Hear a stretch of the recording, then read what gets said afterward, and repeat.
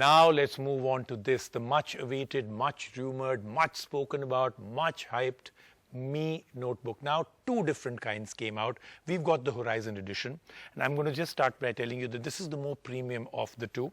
The main reason is the bezels around, almost the no bezels around, I think would be a better way of saying it. But there are many other things that I want to talk about. First and foremost, kudos to Mi that they've been able to do something so minimalistic. Absolutely no branding on the outside. Now, of course, it looks slightly like the MacBook series, the MacBook Pro, the MacBook Air. But because they put nothing on the outside, I really like it. Many people feel it's too generic, so that's also actually true.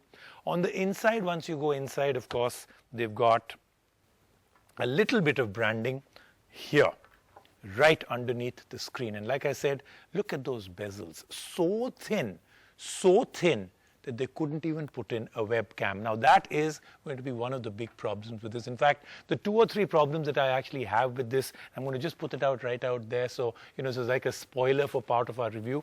Number 1, no webcam at a time like this almost makes this a serious problem with this laptop. I mean, they do give you another webcam, one of those old school webcams that you have to kind of slide out with a USB port. But can you imagine using that in 2020 in the current circumstances? You're using a webcam that is external.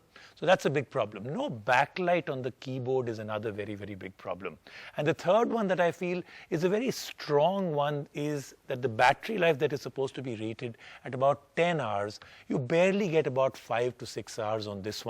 So that is another problem that I see is a problem. But with most Windows laptops, for some reason they seem to think they'll give you 10 or 12 hours, but never really deliver. Let's take a deeper look at this. Remember, in terms of price points and what they're giving you for all the performance that they're giving you and the looks, this is super aggressive, will really churn up the usually stagnant laptop market. Laptops are an essential part of our work-from-home new normal and are all the rage right now. And it's no surprise with the umpteen number of laptop launches we have seen in the last few weeks. And now, one of the most awaited brands has finally made an entry to this segment. Xiaomi has made a splash in the laptop space in India with the arrival of its own notebook. Meet the Mi Notebook 14 and this Horizon edition that we got for review. Xiaomi aimed for the budget space with their line of phones and smart TVs and hit bullseye. Is this the space they're gunning for with the Notebook 14, and can they hit the nail on the head again in this very competitive market? It's time to fire up this beast and find out. The Mi Notebook 14 Horizon edition looks pretty clean and has a minimal design. There's no logo on the back. It's a plain aluminium chassis which is sturdy and similar to the feel of the MacBook Air or Dell's XPS 13. That is really saying something about its finish. The mercury grey color looks good and it is thin and light like Xiaomi promises. And it's easy to carry around and work. There are a variety of ports on the body, including a USB Type-C, USB 3 and even USB 2. There's also a headphone jack. Like with their phone, Xiaomi has tried to achieve a high screen-to-body ratio on the Mi Notebook 14 Horizon as well. It has a 91% screen-to-body ratio, which is incredible for a laptop.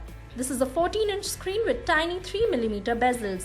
The caveat here is that Xiaomi has omitted the camera on this laptop. Xiaomi claims the laptop was developed before the corona crisis spread, and so they have bundled a webcam separately with the laptop at no additional cost. But when we tried this, it didn't feel like the same thing. It was hard to adjust the angle of the webcam. Talking about price, Xiaomi has 2 laptop lines with their own versions. The Notebook 14 starts at 41,999 rupees for the 10th Gen Intel Core i5 processor with 8GB of RAM.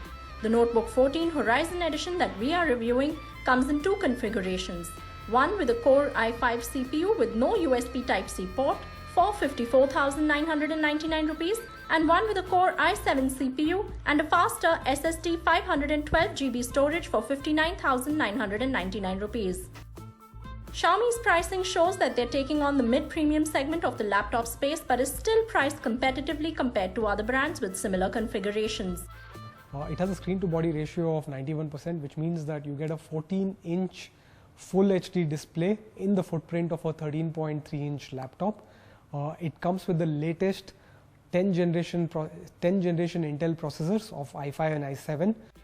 Storage on this laptop was truly fast. It has an ample 512 GB of SSD storage and it has a 8 GB RAM.